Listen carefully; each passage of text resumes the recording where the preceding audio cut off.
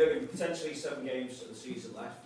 As James Miller told us, win all 7 and you will win at least 1 trophy. So you sum up for us what it's like to be in that position. Good.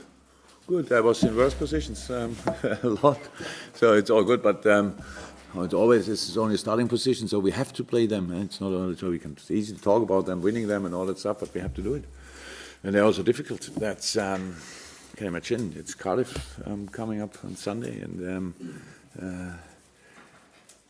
Neil is and Cardiff is gained a lot of confidence in the last game, and rightly so, because it was a massive game against Brighton. Brought all the. I think if Cardiff would have lost that game, then the fight for the league would have been finished for a lot of teams down there. But now it starts again. It all came together, and that's what makes football so exciting. And I believe in that chance. That's I would do the same. But we have to show that we are ready for this pretty different and difficult fight or battle again. That's it. With that in mind, then, what balance do you kind of have to strike in keeping the players relaxed, given your situation, but also geeing them up for a side that, as you say, has given themselves a real chance of escape? But that's what we do the whole season already. It's not a big challenge. It's always a challenge, but it's not anymore. So because we are used to that. And the thing is, at the end, during the weeks in playing a season like we played during the season, during the weeks, it's always pretty positive. And then you have to be ready in the weekend. They are massive games, and none of them are won before we started, before the first whistle, and people deal a little bit with them. And I think a lot of. You think in a moment about Liverpool, and you think immediately about Barcelona. Yeah, well, before Barcelona is Cardiff and Huddersfield, and that's exactly the same importance to us than the other game after that. And so that's just interesting period. Positive, of course. The weather is brilliant, so that's all good. But we know that there's a massive job to do at the weekend. With regard to the title race, when you see what Manchester City went through on Wednesday night, do you think it could have a negative effect on them, or is your first thought actually the opposite could happen? It could make it more difficult now for sides to take points off them in the Premier League between now and the end of the season. No idea, but it was unbelievable. Seeing that, and then wow. Yeah, it's just I really felt for them. That's how it is, because of course everybody thought the ball is in, it's a goal and whatever, and celebrating a goal like this, and then I know that some people probably would have said, yeah, without VAR, it's a clear goal. That's true, but then we have the discussion afterwards. So we still have discussions about it. It was offside in that moment. That's how it is, and I think nobody really doubts that. And so, but it was tough to take. I'm 100% sure. But on the other hand side, big compliment to Tottenham with all the problems they had, with all the things they went through. I said it at the beginning of the season. Tottenham has the toughest summer of all of us, and not because of not signing anybody, because these players had only 2 weeks or so holiday. So unbelievable, and then playing that season and being in a game like this, ready like they were. So it's to score 3 goals at City is a massive thing, and so of course they deserve it as well. So, but what's the influence on the league? I have no idea. And we will see that. Damien? It's been a tough week, hasn't it, for you? Hard games. Does the emotion of facing Chelsea and then Porto, does the excitement kind of take over from any potential titles? Yeah, we are not tired. We are not tired. It's a decisive period of the season. It was last year like this. It is this year like that. That's good. So that you are involved in 2 more competitions is a sign for success. It's not the success, but it's success that we are still in the Champions League and in the title race. So we are not tired. We just we recover, but you can imagine training is really it's low intensity in the moment, because we cannot do a lot, but we don't have to do a lot as well, because the boys know it, and the most important sessions in a week are the games we play, and then we have today a session, a little one, tomorrow a little one, and then we go to Cardiff. It's not make the analyze and work and go for it. how is that? We create a base, but there's a moment when you have to use the base, and we are in that. And that means for us, because of another very, very, very strong team in the league, that means we have to win all our games. And in the Champions League, it's anyway like this. You have to win pretty much all the games to go through. So nothing changed since July 2018. We are in it, and now we want to win it. That's it. Yeah, again, the big games keep on coming. I mean, their importance is probably increased the closer we come towards the end of the season. What is it about this group that the players are not only able to cope with the pressure of these big occasions, they're absolutely thriving on it?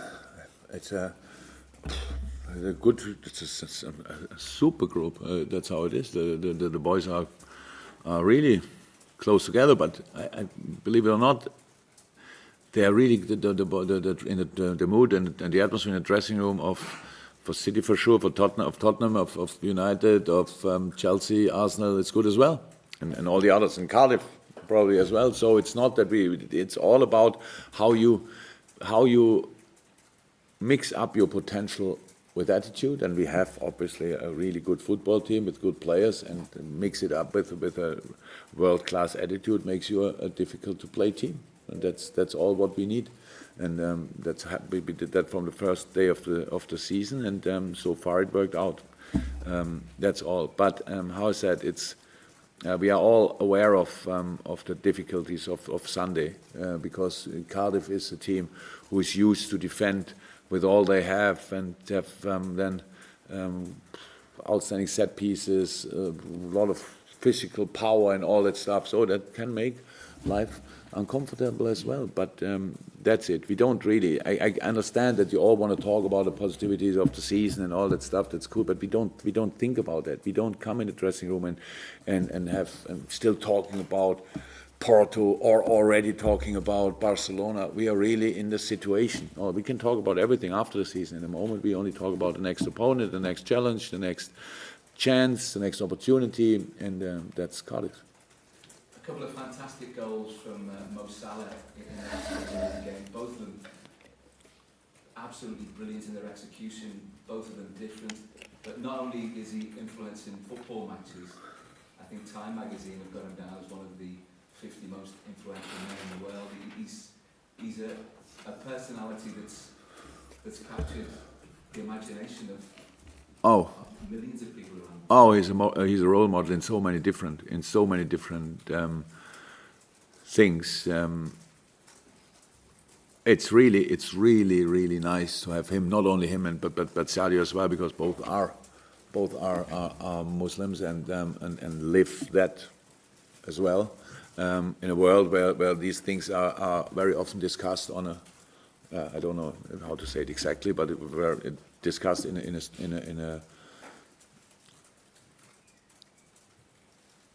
a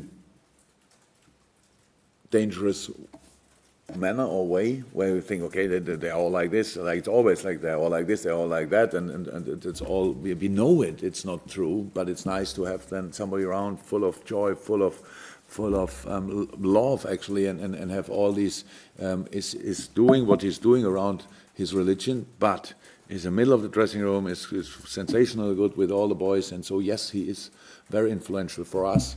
And if somebody thought he's influential for the rest of the world as well, yeah, good.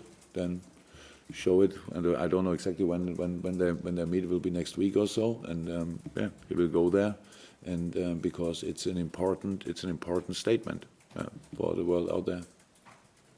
And how do you approach the way that Neil Warnock plays the game, and that sort of competitive style that you play with players? That's nothing new. We probably will have the ball a bit more than Cardiff. Yeah, and that's what we have to use. That's how it is. We have to be very careful about counterattacks. We have to be very careful about always concentrated, because each set piece will be a proper scoring opportunity for Cardiff. That's how they do it. So makes absolutely sense for them, and yeah, it will be difficult. And we have to play against a lot of players, I think, in blue shirts around the box. That's how it is. We should expect that, but not only there, not only there, so that's just they are now in a good moment. So I think a lot of people thought a couple of weeks ago, Cardiff done, and they got results, and they were really unlucky against Chelsea. That was unbelievable unlucky, and it was were 1-0 up, and then first goal, we all saw it, was clear offside, and the second goal, and then there came the second goal as well. So they had nearly 3 points at the end. They had 0, so they responded on that as really well as well, and that's impressive. So I think the whole city fights for the league, and we will go there and have to face that. We will face that, and if we are prepared, we still can get a result, I think. Jurgen, you spoke about there being no tiredness in the squad, and the players really are looking fresh now coming into this decisive part of the season. Do you think that's reaping the benefits of the training camps earlier in the season? Early in the season, the first one. Yeah. I would wish that the 3 weeks we had together, or 2.5 weeks, we could get a benefit for a whole year. Yeah, we do what we can to train with the boys in exactly the right way. That's very individual nowadays. Very individual. The preseason is more for the whole group, and to do some tactical stuff combined with some physical stuff and all the things. But then during the year, the fitness department around the sessions, what they do before and after, pre-activation and all that stuff, that makes the difference, obviously. That's how it is, and you have to do, and the boys are obviously all football players are physically skilled as well, so their bodies respond pretty well on training, and if you are like that, then, and on the other hand side, it's if you go for a big goal, then you don't feel anything. It's like what can I say? It's like a marathon, and if you are at kilometer 40 still up front, then you don't think about the 40 kilometers you had already in your legs. You only think about there's only 2 more to come and go. And that's probably rather like we feel in the moment, or how we feel in the moment.